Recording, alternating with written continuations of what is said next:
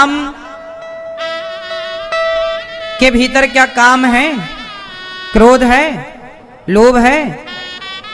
लोभ होता तो अयोध्या ना छोड़ते, काम होता तो सीता मां जब वनवास में थी तब राम चाहते तो दूसरा विवाह कर लेते। भाई राम के पास दूसरे विवाह के ऑप्शन थे या नहीं? क्यों मैया?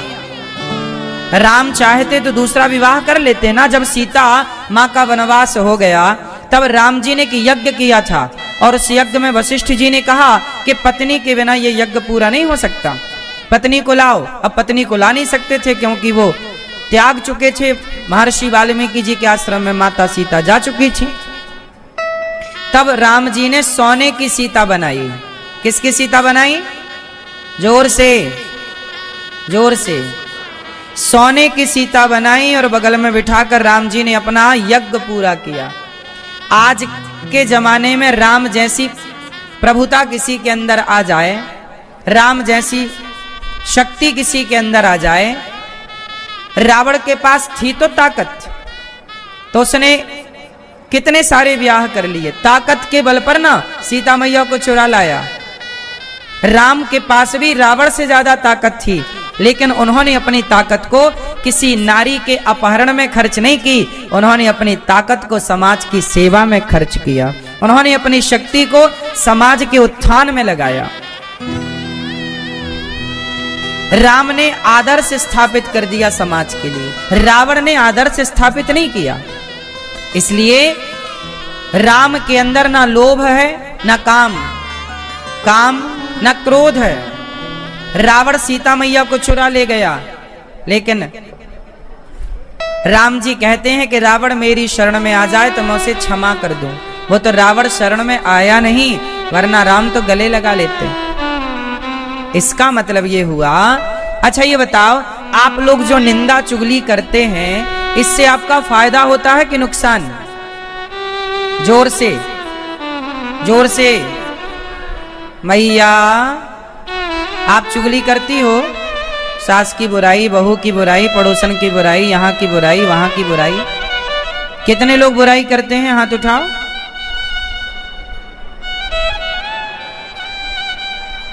हाथ उठाने का कहा, मैया तो खड़ी हो गई।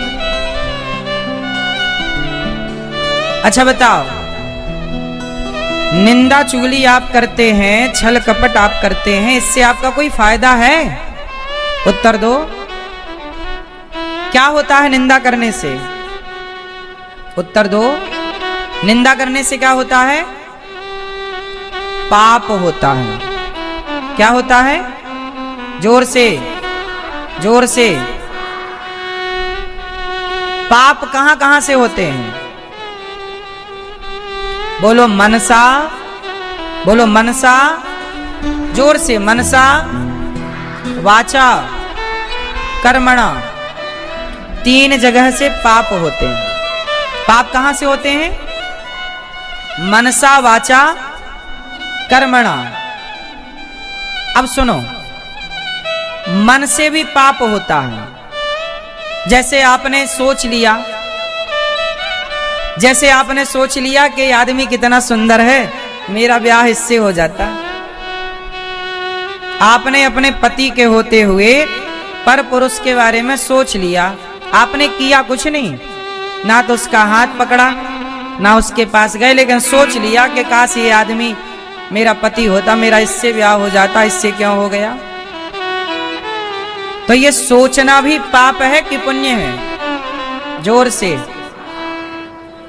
आप सोच रहे हैं कि मेरा ब्याह इस स्त्री से क्यों हो गया, इससे हो जाता तो कितना अच्छा था। ये सोचना पाप है कि पुण्य है? जोर से, जोर से। हाँ, आपने किया कुछ नहीं, केवल सोचा पराई स्त्री के बारे में और पराये पुरुष के बारे में। तो सोचना भी पाप है या नहीं? इसलिए कहता हूं, व्यर्थ की बातें ना सोचा करो, सदा भगवान के बारे में सोचा करो, चिंतन ईश्वर का, यही पुण्य है। और जगत के बारे में जो भी आप सोचते हैं ना, वो पाप ही है।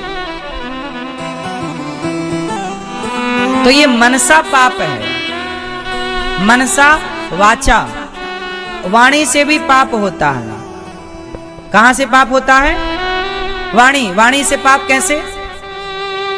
जैसे आपने किसी को ऐसा गलत बोल दिया कि सामने वाला बेचारा रो पड़ा। आपने गलत बोल दिया, सामने वाला रो पड़ा।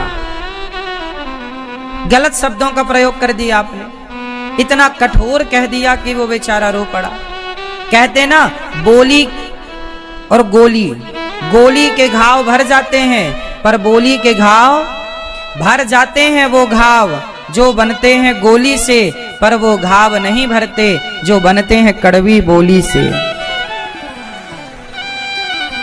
सास बोल देती है और बोलकर भूल जाती है, पर बहुएं याद रखती हैं कि मेरी सास ने ये बोला है 10 साल पहले, 20 साल पहले। बोलो हाँ। इसका मतलब है गोली के घाव भर जाते हैं, पर बोली के घाव। इसलिए अपनी अपनी बहुओं को प्यार किया करो, बेटी की तरह लाड़ किया करो, हर बात पर ताने ना मारा करो। तुम भूल जाओगी बुढ़ापे में, पर बहुएं ना भूलेंगी। क्यों मौसी? सही है। इसलिए ज्यादा मुंह चलाने का नहीं, चुप रहने का, क्योंकि अपना गुजारा बहुओं से ही होना है, रोटी वो ही देंगी। और तुम पहले ही कट्टी कर लो लड़ झगड़ के, फिर खा लेना बढ़िया रोटी। सासें भी कम नहीं होती, पहले खूब उल्टा सीधा बोलती हैं और फिर उम्मीद करती हैं कि बहू खूब सेवा करे, हमारी पांव दबाए। भाई जैसा व्यवहार हम आपके साथ करेंगे, वैसा ही व्यवहार तो आप हमारे साथ करेंगे। अच्छा बताओ, सास बहू की लड़ाई में गलती ज्यादा किसकी होती है, बहू की कि सास की? सब मौसी लोग बताएं, हमारी चाची बताओ, सास बहू की लड़ाई में गलती किसकी ज्यादा? बताओ मेरी माँ, हैं ज्यादा किसकी हैं? जोर से पीछे वाली मैया बताएंगी, हरी मैया बताओ, सास बहू की लड़ाई में ज्यादा गलती किसकी? किसकी? सास की। क्यों? सास बड़ी है, सास माँ है, बहू बेटी है, बहू छोटी है। गलती हमेशा बच्चे करते हैं, गलती हमेशा छोटे करते हैं, और बड़ों का काम है उन्हें समझाना, सही सिखाना, सही रास्ते पर लाना। मैं गलती कौन करेगा? मैं ही तो गलती करूंगा। गलती कौन करते हैं, बड़े कि बच्चे? फिर तो बहू कौन है? बेटी है, बच्ची है। सास कौन है? माँ है, बड़ी है। सिंपल है। अब समस्याएं ये हैं कि कोई अपनी गलती मानता नहीं है, कोई अपनी गलती मानता नहीं है, और इसी अकड़ में रिश्ते खत्म हो जाते हैं, टूट जाते हैं। तलाक वलाक क्यों होता है? क्योंकि लोग अकड़ में रहते हैं। इसलिए धर्म का ज्ञान होना जरूरी है। भगवान राम कहते हैं, निंदा करना वाणी का पाप है। यदि आप चुगली कर रहे हैं, निंदा कर रहे हैं, तो पाप ही तो हो रहा है ना। हम आपकी बुराई करें, इससे पुण्य तो मिलना नहीं है, पाप होगा। इसलिए हम क्यों आपकी बुराई करें, निंदा क्यों करें? मनसा वाचा, तीसरा है कर्मणा। जब आप किसी को मारते शरीर से, वो भी पाप है। इसलिए कहता हूं, पाप करने से बचो, मन से भगवान का स्मरण करो, वाणी से भगवान का नाम जपो, अच्छे शब्दों का प्रयोग करो, और कर्म ऐसे करो कि आपके द्वारा किसी का नुकसान ना हो, बल्कि आपके द्वारा किसी का फायदा होना चाहिए। कर्म से अच्छा करो, कर्म अच्छे करो। मनुष्य का धर्म क्या है? चलो बताओ, धर्म क्या है मनुष्य का? क्यों मैया, क्या है मनुष्य का धर्म? दया धर्म का मूल है, पाप मूल अभिमान, तुलसी दया न छोड़िए जब तक घट में प्राण। पर हित सरिस धर्म नहीं भाई, पर पीड़ा सम नहीं अधमाई। परोपकार सबसे बड़ा धर्म है। राम जी ने जो किया वही धर्म है, रावण ने जो किया वही अधर्म है, कृष्ण ने जो किया वही धर्म है, और दुशासन दुर्योधन ने जो किया वही अधर्म है। ये सिंपल परिभाषा धर्म और अधर्म की। राम ने जो किया वो क्या है? जोर से, धर्म। और रावण ने जो किया अधर्म। कृष्ण ने जो किया वो धर्म, और कंस ने जो किया फिर यही है। धर्म अधर्म की परिभाषा सिंपल यही है। अच्छा ये बताओ, भगवान साकार होते हैं कि निराकार? जोर से, ईश्वर का आकार है या नहीं है? जोर से। भगवान साकार भी हैं और निराकार भी, सगुण ही अगुण ही नहीं कछु भेदा। भगवान साकार भी और निराकार। जैसे पानी निराकार होता है, पानी कैसा है मैया? निराकार। पर वही पानी जरूरत पड़ने पर बर्फ बन जाता है। तो पानी निराकार तो था पर बर्फ भी बन गया और एक आकार ले लेता है। उसी तरह जैसे पानी आकार लेता है, उसी तरह ईश्वर निराकार है, पर जरूरत पड़ने पर वही परमात्मा परब्रह्म राम कृष्ण का आकार लेकर संसार पर आकर के लीला रचते हैं। तो वही निराकार साकार राम कृष्ण बनकर के प्रकट हो जाते हैं। आखिरी सवाल, धर्म कम शरणम गतः। धर्म किसकी शरण में गया? तो धर्म सत्य की शरण में गया। भगवान के अवतार कितने हैं? 24। क्यों मैया? भैया लोग बताएंगे हमारे कितने अवतार हैं भगवान के? क्यों भगवान कितने होते हैं? ये सफेद कुर्ता वाले हमारे दादाजी बताएंगे, पीछे वाले सफेद शर्ट वाले कुर्ता वाले। बताओ भैया भगवान कितने हैं? उंगली उठा के बताओ। 1 2 3 4 5, जितने भगवान है उतनी उंगली उठाओ। कितने भगवान है? मैया आप बताओ, आगे वाली मैया। ये पीछे मैया लाल पीली हरी गुलाबी सारी मैया बताओ भगवान कितने? मेरी माँ जोर से। कितने भगवान? क्या नाम है? ईश्वर एक है तो नाम क्या है एक भगवान का? क्या क्या? एक भगवान आप सब बोल रहे हैं ईश्वर एक है, तो क्या नाम है उन एक का? क्या नाम है? ये आगे की मैया बताएंगे हमारी सारी। एक भगवान का नाम बताओ मौसी, नाम बताओ मेरी माँ। एक भगवान का नाम क्या है? क्या? ये बताएंगे हमारी भौजी बताएंगे। चलो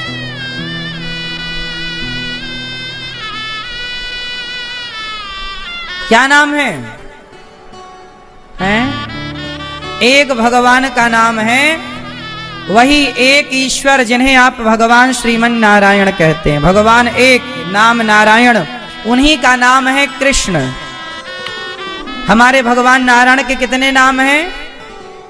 अनेक। अनेक रूप रूपाय विष्णवे प्रभु विष्णवे। हमारे एक भगवान अनेक रूप लेते हैं। क्यों? अब जरा मुझे एक प्रश्न का उत्तर आप लोग दो। भगवान को अनेक रूप लेने की, अनेक अवतार लेने की क्या जरूरत पड़ गई? क्या जरूरत थी? एक ही अवतार से ना काम हो जाता, अनेक अवतार की क्यों जरूरत पड़ी? तो इस प्रश्न का उत्तर ध्यान से सुनो। भगवान को अनेक अवतार क्यों लेना पड़ा, इसकी एक कथा है, कहो तो सुना दूं आपको। किस किस को सुनाऊं?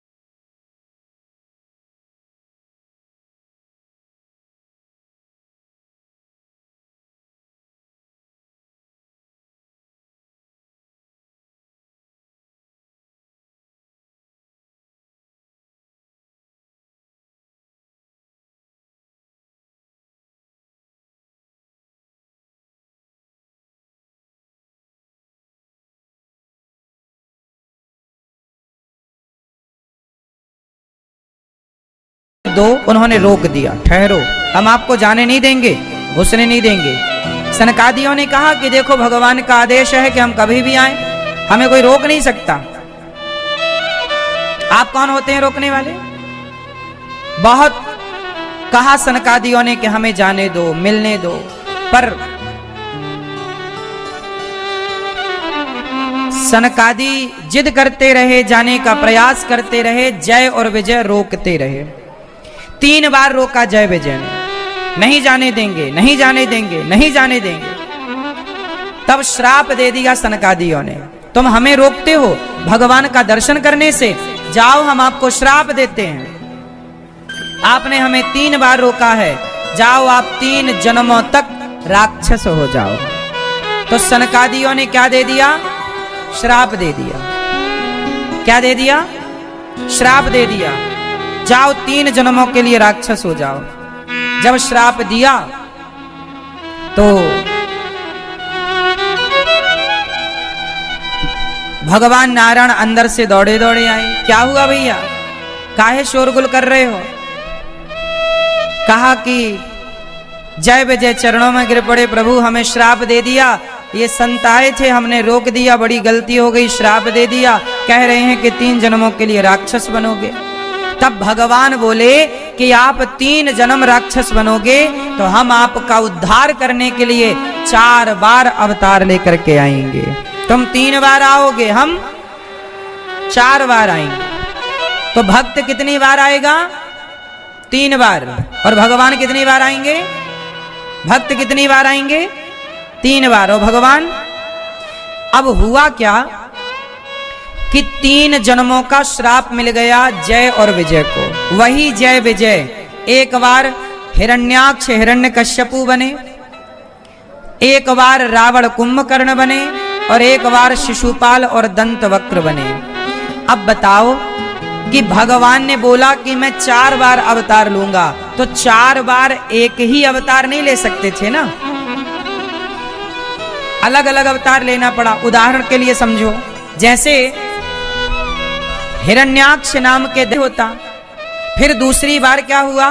प्रहलाद के कहने से भगवान ने खंबे से अवतार लिया, खंबा तोड़कर। क्या अवतार था वो? नरसिंह अवतार। कौन सा अवतार था? अब एक बात बताओ कि जहां नरसिंह अवतार की जरूरत थी वहां क्या 12 अवतार लेकर आते तो काम चल जाता? उत्तर दो। प्रहलाद के पिता ने वरदान मांगा था, मैं दिन के मरूं ना, रात के मरूं ना, आकाश में मरूं ना, पाताल में मरूं ना, अस्त्र से मरूं ना, शस्त्र किसी देवता से मरूं ना, जानवर से मरूं। तब भगवान ने हिरण्यकश्यपु को मारने के लिए स्पेशल अवतार लिया, नरसिंह, आधा नर आधा सिंह। तो जो काम नरसिंह भगवान से हो सकता था वो काम 12 भगवान से नहीं हो सकता, और जो काम 12 भगवान से होता वो नरसिंह भगवान से नहीं होता। दोनों रूपरेखा अलग अलग थी, इसलिए भगवान को 2 अवतार लेने पड़े, एक 12 और एक नरसिंह। फिर क्या हुआ? तीसरा अवतार भगवान का राम को लेना पड़ा रावण को मारने। फिर तीसरा कृष्ण बनकर आए, शिशुपाल दंतवक्र। अच्छा, एक और अवतार लेना पड़ा, वामन। राजा बलि ने 99 यज्ञ किए, 100वां यज्ञ करने जा रहे थे। तब राजा बलि को 100वां यज्ञ करने से रोकने के लिए भगवान ने एक 52 अवतार लिया। कौन सा अवतार लिया? जोर से। 52 अवतार, छोटे से वामन, जिन्होंने 3 पग भूमि का दान लिया। पहले पग में पाताल, दूसरे पग में सत्यलोक नापा, और तीसरा पग राजा बलि के मस्तक पर रखा। दूसरा पग जब सत्यलोक पर गया तो ब्रह्मा जी ने पांव धो के कमंडल में डाल लिया। वही जल गंगा जल के रूप में भगीरथ जी की तपस्या के बाद छोड़ा गया। तो देखिए, जहां जरूरत थी वामन अवतार की वहां वामन अवतार लेना पड़ा। वामन, जहां नरसिंह की जरूरत थी नरसिंह। भगवान ने अनेक अवतार लिए, अनेक स्थितियां, सिचुएशन ऐसी बनी तो लेना पड़ा। इसलिए हमारे भगवान नारायण